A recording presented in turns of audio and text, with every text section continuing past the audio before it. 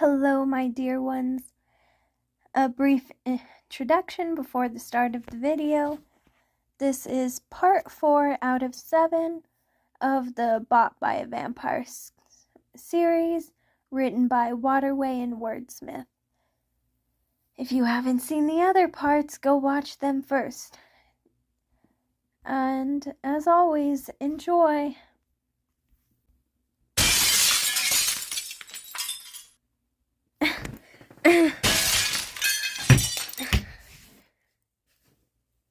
You, put my dear one down this instant. Be smart, you know you can't outrun me, and you certainly can't beat me in a fight. Do you even know why your new so-called king is having you do this? Did he tell you that it's all for petty revenge? You don't need to get yourself killed over something so idiotic. Good. Now leave immediately. You can tell your master whatever you want, but make sure he understands that any action taken against me is a waste of time. I gave him the power he has. He can't hope to use it against me. Dear one, are you all right? Come here, come here. Shh. Don't worry, you're safe. Nothing could have happened to you. In the worst case scenario, there would have been a short chase, and then I would have brought you right back here. You can't be hurt by anyone so long as you're mine. Still, I'm sorry I wasn't already by your side. I'm sure it must have been scary being manhandled by some menacing stranger. I was attending to something. I should have been more cautious. It's chilly in here, isn't it? Thanks to that broken window. Come with me. We'll go to my room and talk.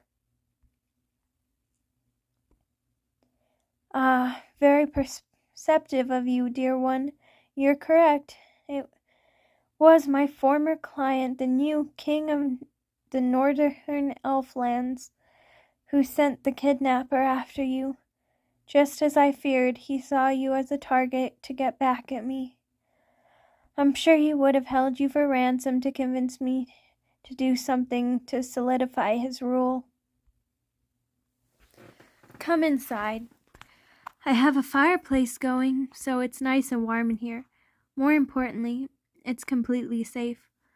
My window looks out onto the courtyard, so it wouldn't be so simple for someone to get in, like yours. I should have moved you in here as soon as I heard about the attack, but I went to survey his forces first. Yes, that's right. He brought a small army to our city. I think it was mostly for a distraction while he sent the kidnappers ahead. A smarter move than I would have given him credit for, but still so transparent.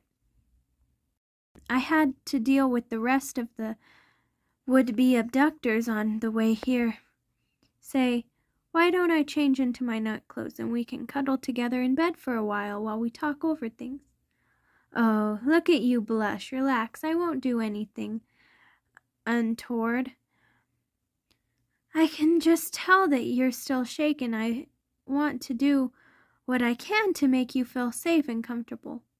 And don't worry, I do have a privacy screen to change behind. Just a moment.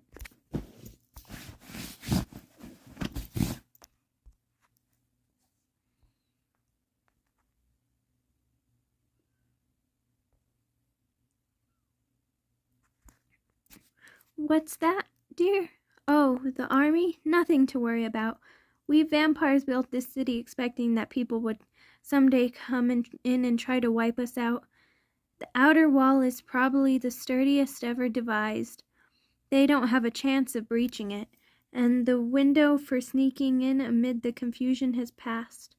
Not to mention, while this city is packed to the brim with the most powerful vampires in the world, well, we'll let them play at their own siege for now, but we can drive them off easily whenever we choose. Ah, much better.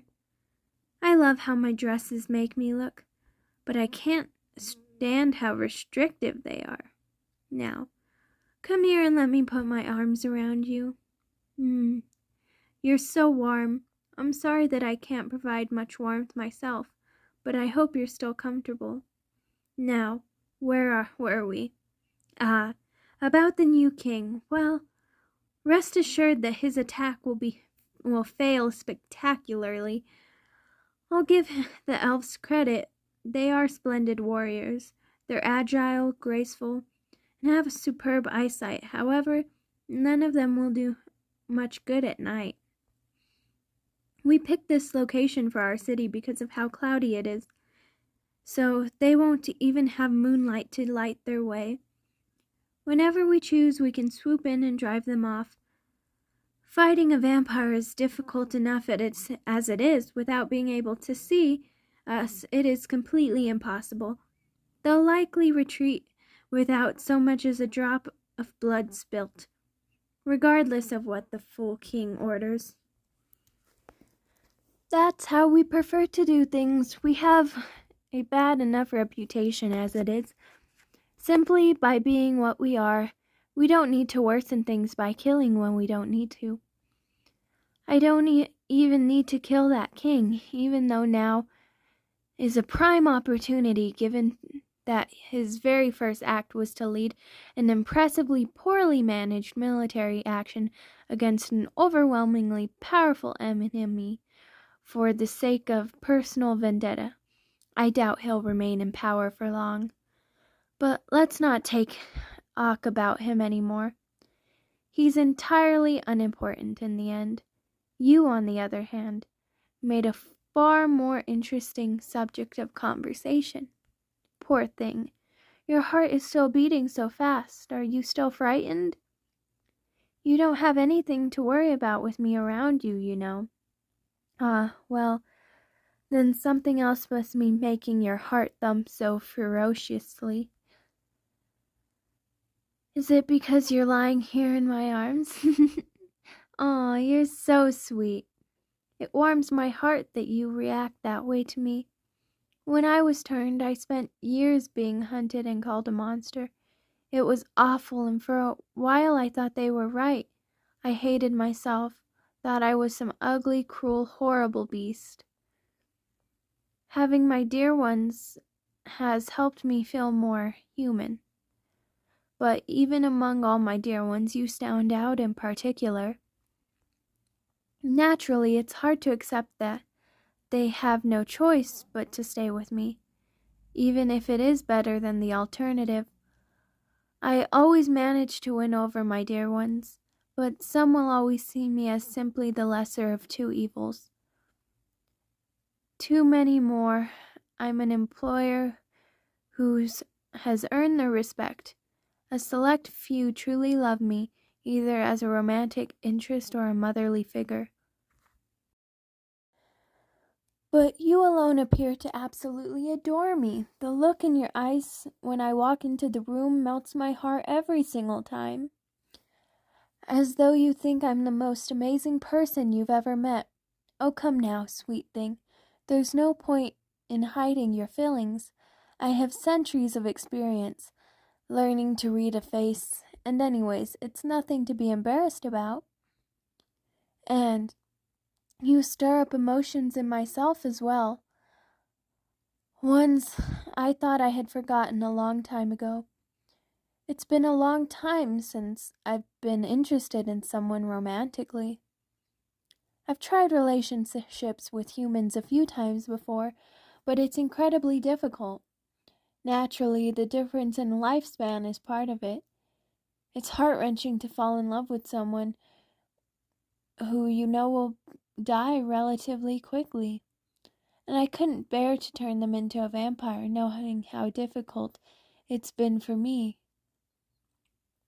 But the difference in the length of life I've already lived is a problem as well.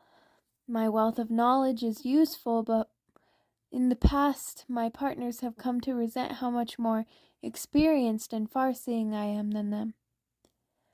Sort of like how humans with different levels of maturity can struggle to get along. Funnily enough, the same factor makes relationships with vampires difficult as well, but for different reasons. When people have lived Both lived so long they can easily find that they strongly opposed opinions on many subjects.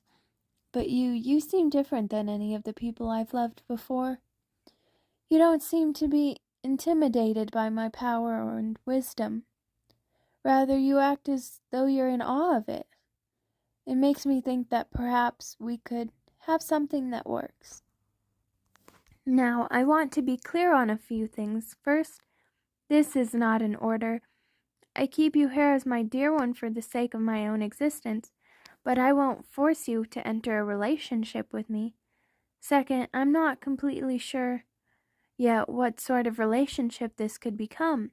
It's a bizarre situation, to say the least, but so I doubt we could be an ordinary couple, but if you would like to try, then I would love to see where we go. That was quick. Are you sure, dear? You can think this over if you want. You don't need to leap into this. Oh, my wonderful dear one, you've made me so happy. No, wait. You're no longer simply one of my dear ones, are you? What should I call you? No point in overthinking it. I'm sure my love will do for now. What do you think? Very well, then. Thank you for bringing your wonderful self, my love. I'm going to do everything in my considerable power to make you as happy as I am. I only ask that you do the same for me.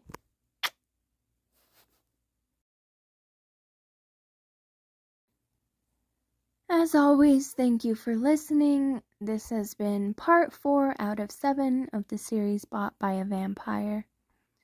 I hope you enjoyed. If you did, make sure to leave a like. And if you want to see the rest of this series and more of this type of content, make sure you subscribe.